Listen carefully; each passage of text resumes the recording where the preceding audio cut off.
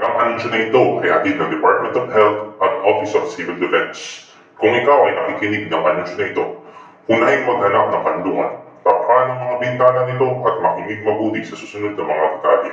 If you are watching this announcement, take shelter first, cover its windows, and listen to the next instructions.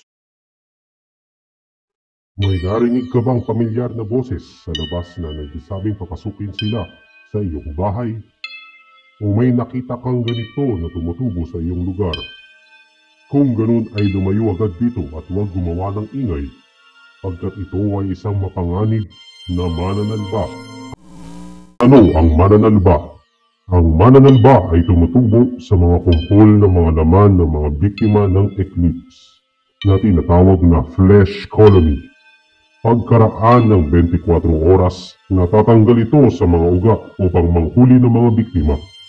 Ito ay sensitibo sa mga ingay at kayang gayahin ang boses ng mahal mo sa buhay o ng ibang tao. Oras na makahuli ito ng biktima, hihilain niya ang biktima at kapag naidala na ang biktima sa flesh colony, wala na itong pag-asa pang mailigtas. Mga paghahanda kontra mananalba. Isara ang mga pinto na maaaring pasukin ng mananalba. Huwag gumawa ng ingay kung malapit na ang mananalba.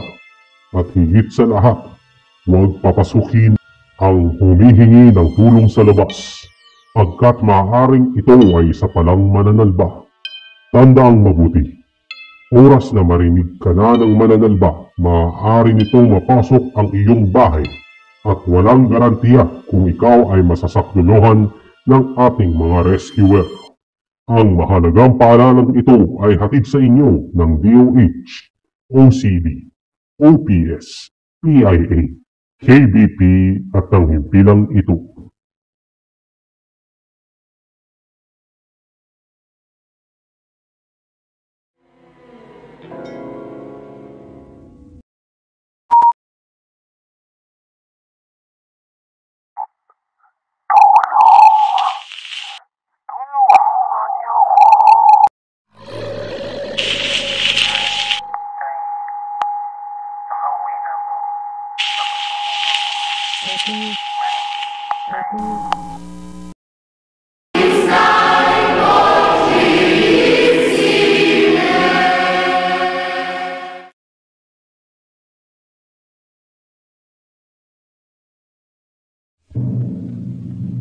Bakit kayo nagtatago?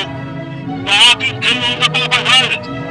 Nakakulong na para mga bukit?